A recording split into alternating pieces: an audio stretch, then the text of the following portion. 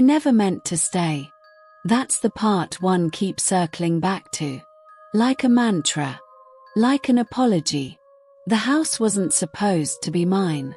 It had belonged to a man I never met, a great uncle or second cousin lost in the branches of a family tree I never climbed.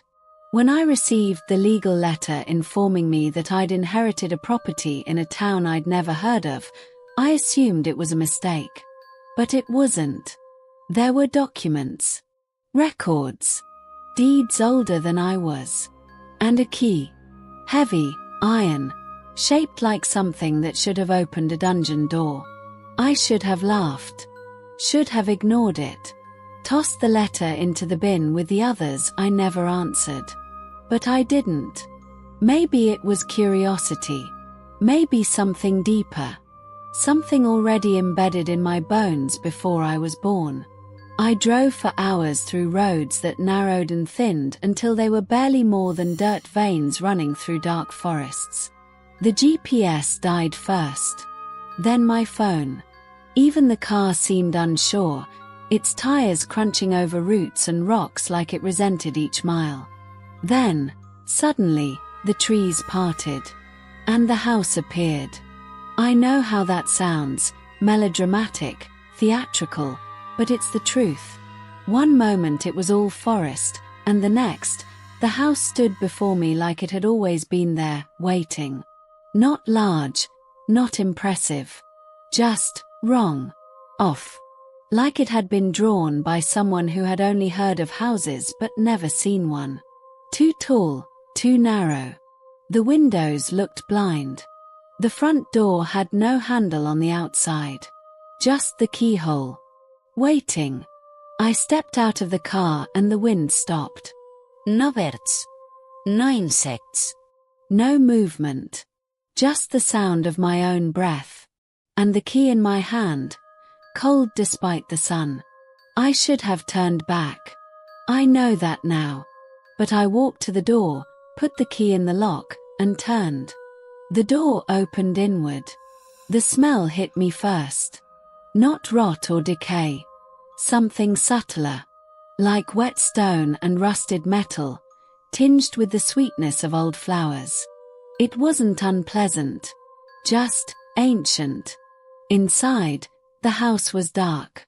The kind of darkness that isn't from lack of light, but from something else. Something deeper. I crossed the threshold and the door closed behind me. I didn't look back. The foyer was small, choked with dust and old furniture draped in white sheets. Cobwebs hung like curtains. A staircase rose to the left, narrow and steep. To the right, a hallway stretched farther than seemed possible, vanishing into shadow. I called out, "Hello." Nothing. But something heard me. I felt it. The floor creaked beneath me as I moved deeper. The air was heavy, thick with silence. I passed portraits on the walls, their faces blurred by time, their eyes rubbed away by years of neglect or perhaps something more deliberate. Each room I entered felt staged, like a memory trying to remember itself. Furniture positioned just so. Tables set with long faded place settings. A clock ticking somewhere, though I never found it. Upstairs, the bedrooms were preserved in time. Beds still made. Wardrobes still full. I opened a drawer and found a single glove, yellowed with age. A child's name etched into the wood beneath it. Iris. I don't know why that name made me shiver. The attic was locked. The basement door wouldn't open either. So I chose the smallest bedroom and unpacked a single bag. Just for one night, I told myself. Just to see what this was all about. I'd sleep, explore a bit more in the morning, then drive away and never look back. That night, the house sighed. I heard it. Lying in the bed, staring at the ceiling, I heard it breathe. A long, slow exhale that passed through the walls like wind through a tunnel. Followed by whispers. Not words. Just sound. Close, then far, then close again. I got up and checked every room. Nothing moved. But in the hallway mirror, I saw something behind me. Just a flicker. Gone when I turned. I told myself I was tired. That old places played tricks on the mind. That isolation breeds imagination. But deep down, I knew I wasn't alone. The next morning, I found the clocks had changed. All of them. Not just time, shape. Some had gained numbers. Others lost them. One was now ticking backward. I hadn't noticed them the day before. But now, every room had one. And each time I entered, they all stopped. Every single one. I tried calling someone. Anyone. No signal. No dial tone. Just static. Even the car refused to start. I walked outside and found that the trees had moved. Where once there had been a gravel path, now there was only moss and stone. The forest had drawn closer, like a curtain pulling tight. I couldn't see the road. I should have panicked.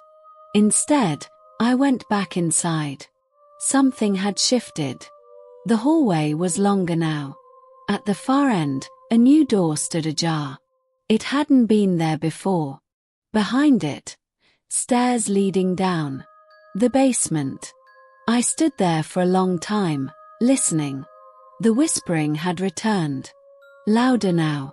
Not words still, but something close. I descended. The air grew colder with each step. The walls wept moisture. The light from my phone flickered, then died. But I could see. Dimly. The way one sees in dreams. The basement was vast. Bigger than the house should allow. Rooms within rooms, walls built at wrong angles. I saw symbols etched into the floor, spirals, circles, runes I didn't recognize. In the center, a mirror stood. Tall. Framed in black wood. Covered in a sheet. I approached. Pulled the sheet away. The mirror showed the room. But I was not in it. I turned around. It was empty. I looked back. Now, there I was, in the mirror. Only, I wasn't moving. My reflection stared. Unblinking. Waiting. I backed away. The mirror fogged slightly. A message formed. Stay. I ran. The stairs seemed longer. The light brighter when I emerged. The air warmer. But nothing felt safe anymore. I tried to leave. The front door was gone. Not locked. Gone. A wall now stood where it had been. And behind me, the whispering turned to words. I didn't sleep again that night. How could I? Every corner of the house breathed with memory. I could hear it in the creak of the floorboards, the gentle tap of something unseen against the window panes. The walls whispered when I passed, as though remembering footsteps long since faded. I found myself standing in rooms I didn't remember entering, holding objects I didn't recognize. The clock above the fireplace ticked in reverse. I moved through the house like a ghost of myself, my reflection slow to follow, hesitant. I stopped looking in mirrors altogether. And still, the house changed. Doors opened where there had been none. Windows disappeared. Once, I turned a corner in the second-floor hallway and found only brick. Solid. As though the hallway had never existed. I tried marking the walls with chalk, then with scratches. Every mark vanished the next day. Then came the voices. Clear now. Children, mostly. Singing. Whispering rhymes in a language I almost understood. Sometimes, laughter. Other times, sobs.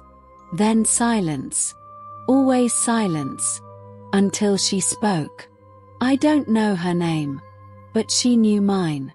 I heard it clearly one evening, as I stood in the upstairs study leafing through a brittle book titled Only Records. My fingers brushed a page, blank, and suddenly her voice filled the room. "Do you see me now?" I turned, heart pounding. The study was empty, but the window reflected something behind me. A figure, pale, hair black and wet, hanging in ropes down her face. Her eyes were hollow, not just dark, but truly empty. Cavities in which no soul lived. And she was smiling. I ran. Again. Every time, I ran. But each time I returned to myself in a different part of the house. At first, it felt random. Then I noticed, every location brought me closer to the attic. The one door that had remained locked since the beginning. Now, it waited open. Of course it did. I climbed slowly. The stairs were narrow, groaning under my weight like they hadn't been used in decades. The air thickened. Each step harder than the last, like I was moving through water. At the top, a small room, round and impossibly tall. Candles lined the walls, though none were lit. And yet, I could see clearly. At the center stood a cradle. Rocking. Back and forth. Empty. Or so I thought. As I stepped closer, the room grew colder. My breath fogged. The air buzzed, like 1,000 flies just out of sight. And then, a whisper, right behind my ear. I never left. I turned. The attic was empty, but the cradle stopped rocking. That was when the walls began to bleed. Thin lines at first. Trickles of black-red liquid that ran down in silent rivers, vanishing into the floorboards. I stared, frozen, as symbols appeared, drawn by the blood itself, forming circles and marks I remembered from the basement. I backed away. But the floor shifted beneath me. A trapdoor. I hadn't seen it before. Hadn't felt it. But now, it opened on its own. Below, only darkness. I heard breathing. Not mine. Something, deeper. Older. It called to me without words. I stepped back. And fell. The world didn't spin as I expected. There was no shock of pain. Only the sensation of being gently pulled through velvet. Slow, dense, warm. I landed on something soft. Not earth. Something like fabric. Or flesh. It pulsed. I stood quickly, heart hammering. The space was endless. Black. Not dark, black. The kind of black that eats sound and light. Somehow, I could still see, just enough. Shapes loomed in the distance. Twisted pillars, arches made of bone. A path formed before me, lit by flickering lights that hovered like fireflies. Each one pulsed in time with my heartbeat. I walked. Because there was no going back. I don't know how long I walked. Time melted. The lights grew brighter. Eventually, I reached a door. Freestanding. No fram. Just a door of wood that breathed in and out, like lungs. It opened before I touched it. Inside, a room. My room. From childhood. Perfectly recreated. Down to the scratch on the desk and the worn corner of the rug. And sitting on the bed, me. Or something that wore my face. It smiled. I remember, it said. Its voice was mine. But too smooth. Too even. I backed away. I remember the screaming. The fire. The teeth in the walls. I remember the mirror. It stood. I remember becoming you. I ran. When I awoke, I was back in the attic. The candles now lit. The cradle gone. In its place, a mirror. The same as before. It showed nothing. No reflection. No room. Just black. Then, slowly, letters formed. "We see you." I screamed, louder than I ever had in my life. And the house laughed. The sound shook the walls, rattled the windows, cracked the mirror. Laughter layered with voices, old and young, male and female, none quite human. Then silence. Always, that crushing silence. I left the attic. The house had changed again. Now the wallpaper moved, patterns shifting like snakes beneath skin. The floorboards whispered when I stepped on them. The portraits blinked. I passed a mirror and saw dozens of versions of myself walking behind me. Children, elders, twisted things with too many eyes. I locked myself in the smallest room and began to write. Because I knew then what the house wanted. It needed a witness. It needed a voice. And it had chosen mine. I don't know how long I stayed in that room. Hours. Days. It all blurred. Time didn't pass normally here. It folded, bent, sometimes reversed. The light through the cracks in the window never moved. It just flickered, like an old film reel running too slow. The whispering never stopped. But it changed. No longer aimless or broken. Now the voices were clearer. They asked questions. Repeated them over and over. Sometimes I understood them. Where were you when the fire started? Why did you forget her? Do you see the marks in the walls? Did you leave the cradle empty? They weren't my memories. At least not yet. But they were becoming mine. That's how the house works. It listens. It remembers. Then it rewrites. I opened the door eventually. I had no choice. Hunger gnawed at me. Thirst cracked my lips. My body still functioned, even as my mind frayed. The hallway had changed again. It always changed. This time, it led to the library. I didn't remember a library before. But here it was, immense, circular, bookshelves stretching to a ceiling lost in darkness. Dust floated like ash. The air was dry and heavy, ancient. And the books. Each one was labeled with a name. I ran my fingers along the spines. Isabel R. Thompson C. Father Elijah. Iris. That name again. I pulled her book from the shelf. Inside. Drawings. Pages filled with frantic sketches. A girl in a white dress. A woman screaming. A figure in the mirror. A house on fire. All in pencil. Childish.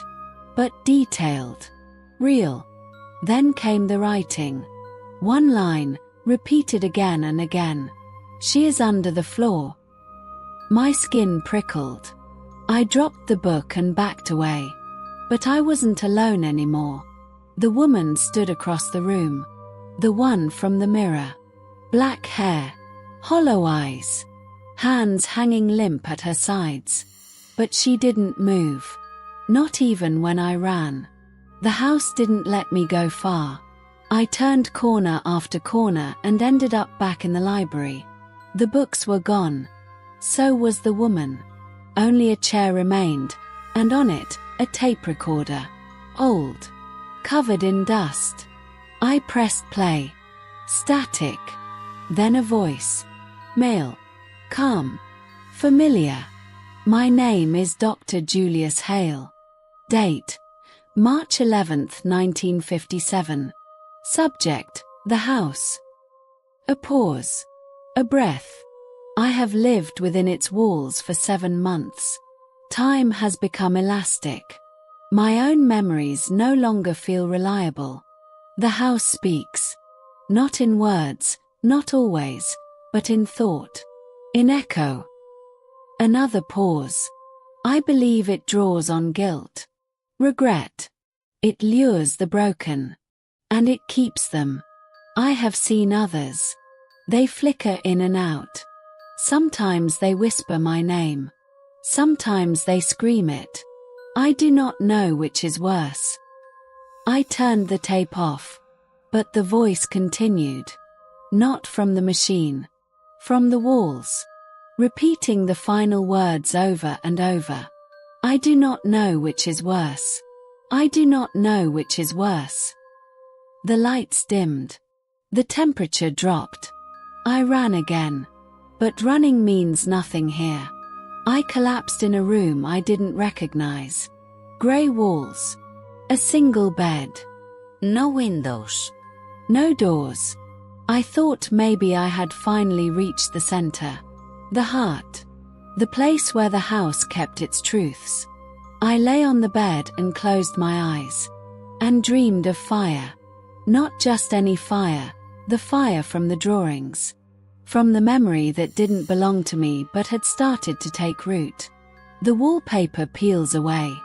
Smoke curls beneath the door. A child cries out. But I don't move. I just watch. And when I wake, my hands are covered in soot. My nails burned. My lungs ache. The smell of smoke lingers for hours. I left the room and found a corridor filled with photographs. Dozens of them. Framed. Faded. All the same girl. Iris.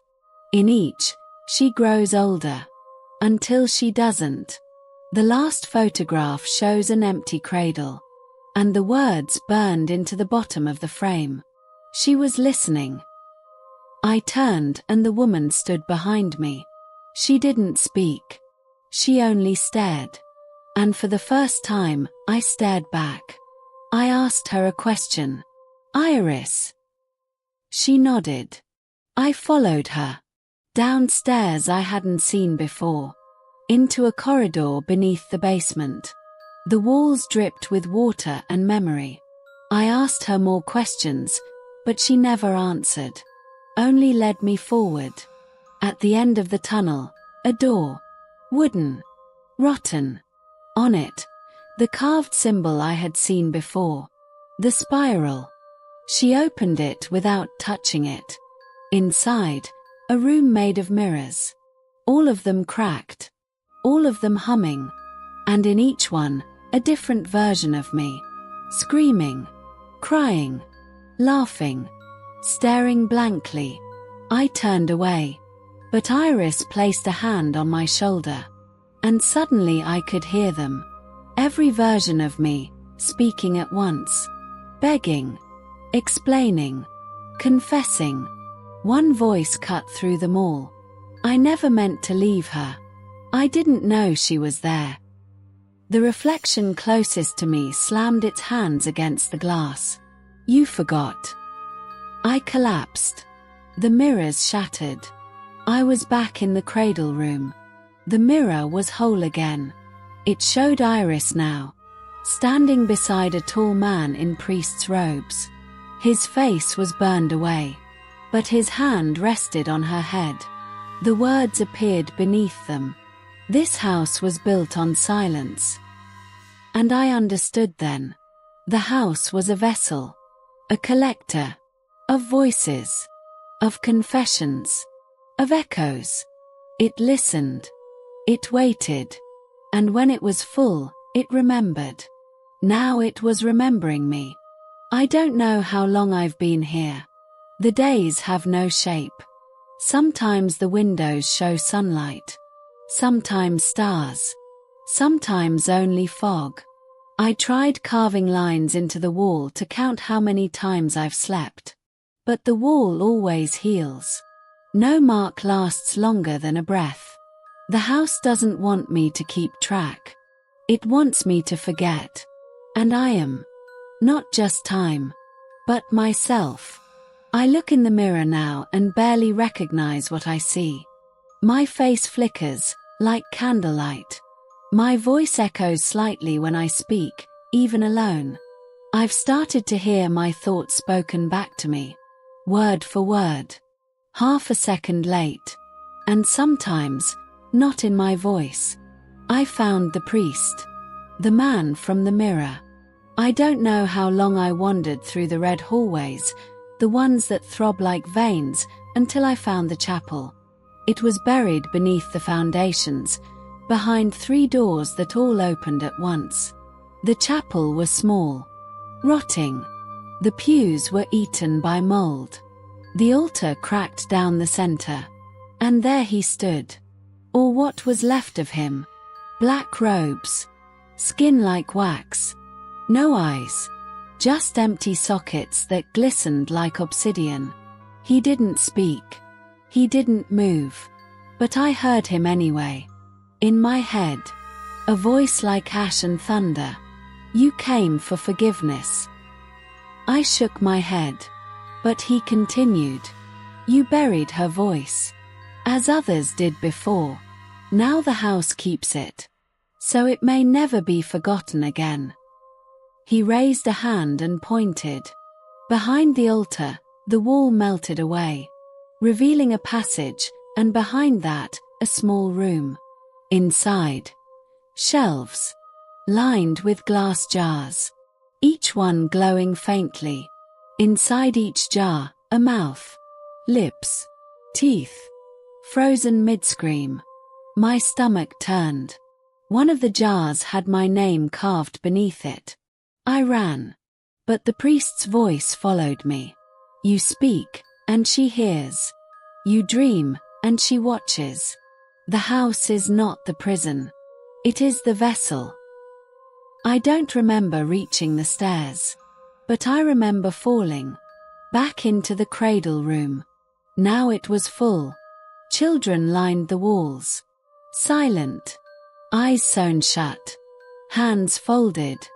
Iris stood in the center, holding the cracked mirror. She raised it. I saw myself, but not now. A child. Crying. Sitting in a hallway I half remembered from my grandparents' house. The wallpaper. The shape of the rug. The smell of burning. The fire had come for me before. And I had forgotten. Or forced myself to. She whispered. You left me there. And the house screamed. It screamed through the floorboards. Through the walls. Through my bones. Not in anger. In memory. Everything the house held came rushing through me. Every echo, every voice, every silence. I saw Iris crying in a locked basement. I saw the priest closing the final wall around her. I saw generations walking the same halls I had, whispering the same apologies, making the same mistakes. And then I saw myself, standing at the center of it all. Mouth open, but not speaking, only listening. I dropped to my knees and begged. For what, I don't know. Forgiveness. Escape. Sleep. Iris knelt beside me. Her voice small. I don't want to be forgotten. I reached out to her. But she dissolved into ash. The house went silent. Utterly. No whispers. No movement. No cracking. Even my breath made no sound. The silence wrapped around me like water, pressing in from every side. And then, the house spoke. Not in voices. In memory. I was shown the day it was built, stone by stone, nail by nail. I saw the land beneath, cursed with blood long before foundations were ever laid. I saw the first child buried beneath the floor. I saw every person it had consumed, every scream it held in its walls, every silence it forced into mouths. Until me. I was not the last. But I was different. Because I had heard. And I had listened. Now it wanted me to speak. I wandered for what may have been days. The house no longer tried to stop me. It simply watched. I returned to the library. All the books now bore my name. Hundreds of them. Each one filled with things I hadn't yet done. Places I hadn't yet been. Regrets I hadn't yet earned. I opened one. The pages were blank. Then a single line appeared. You are the next echo. The ink moved on its own, letter by letter. Beneath it, more words formed. My own handwriting. My own voice in my head. Telling a story I hadn't lived yet. And at the bottom of the page. Speak it. Or forget it. The house was giving me a choice. Speak, and become its next tale. Or forget, and become its next silence. I don't know which is worse. But I spoke. And now you're hearing it.